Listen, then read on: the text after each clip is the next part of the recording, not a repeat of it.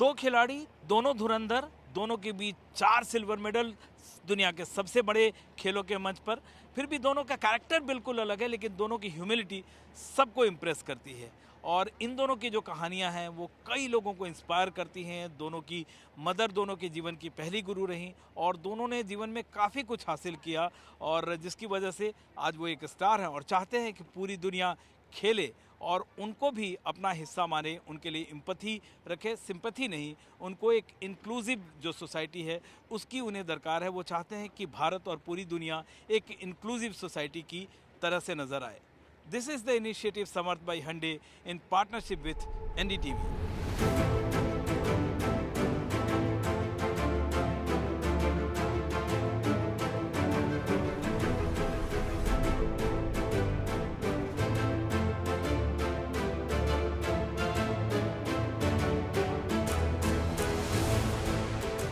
हमारे साथ दो धुरंधर खिलाड़ी हैं, 6-6 फुट से ज़्यादा, 12 फुट से ज़्यादा के जांबाज खिलाड़ी हैं। दोनों ने 2-2 सिल्वर जीता है, और लेकिन दोनों को संतोष नहीं है।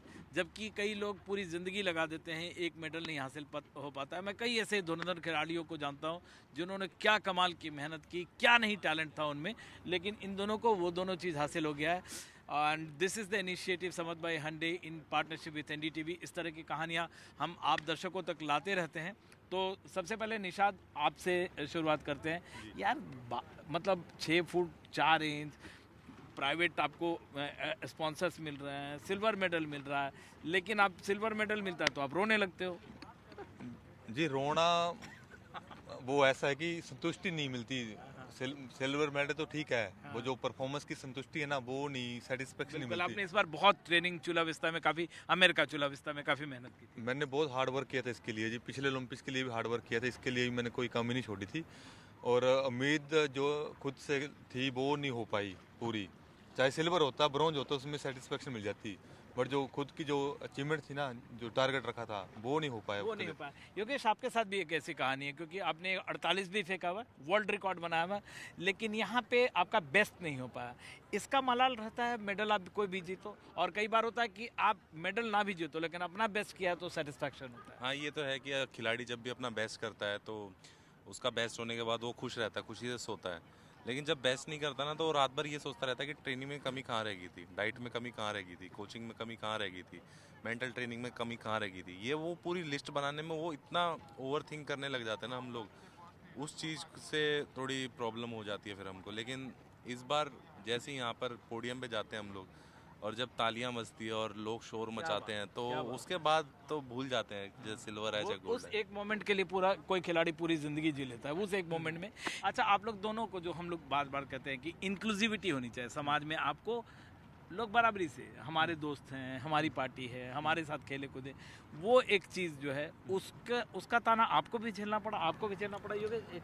जी, झेलना पड़ता हर किसी को, मुझे लगता है, बट वो नहीं होना चाहिए, क्योंकि नहीं होना चाहिए, क्योंकि लोगों की वो जो मेंटेलिटी है, जो उस तरीके से देखते हैं, वो नहीं होना चाहिए। वो नहीं होना चाहिए सर। हम भी देखो, समर्थ भाई हंडे जो कोशिश है, योगेश आप उससे जुड़े भी हैं, हमारी कोशिश ये है। सबसे पहले तो मुझे ये बड़ा आपका इंटरेस्टिंग है, ये ओलंपिक रिंग है, ये पैरालंपिक का है, और इधर शंकर भगवान का डमरू है, त्रिशूल है ना। योगेश, आपको भी ये ताने झेलने पड़े?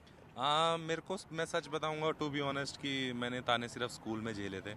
और ताने मैंने जब झेले थे जब मैं स्पोर्ट्स करने निकला था, एक नई सोच की तरफ बढ़ा था, तब मैंने बहुत ज़्यादा ताने झेले थे। और तब बोलते थे अरे ऐसे ही घूमता है, घूमने जाता है, ऐसी कुछ भी आवारा है। कॉलेज में तो आप हीरो थे, मैं हंसराज में था, आप किरोड़ीमल में थे। कॉलेज में तो मैं पूरा हीरो था।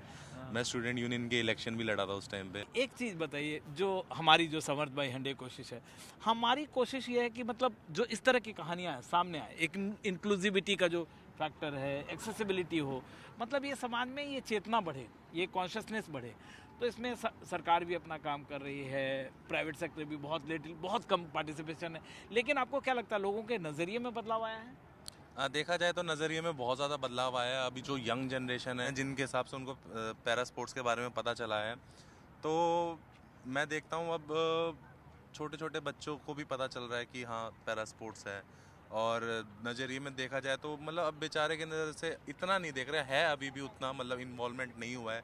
जितना एबल बॉडी के साथ होना होना है चाहिए, बदलाव लेकिन कभी ये पूरी दुनिया में जरूरी है, अभी ऐसा पूरी दुनिया में नहीं हुआ है। पूरे दुनिया में नहीं हुआ। लेकिन अपना इंडिया बहुत फास्ट ग्रो कर रहा है, देखा जाए तो और दिल्ली?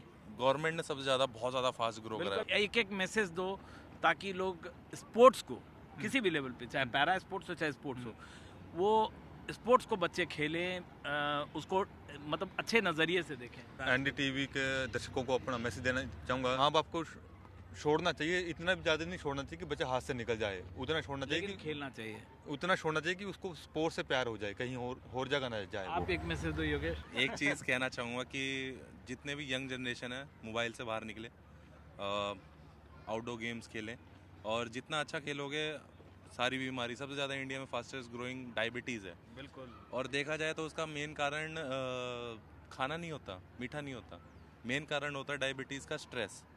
तो छोटे बच्चों पे इतना थोपना, पढ़ाई कर, वो चीज़ों से बाहर निकलो। यही दो चैंपियन का मैसेज है। और कितना इंपॉर्टेंट बात बोल रहे हैं, नदी में आप मत फेंको और खेलने आने दो।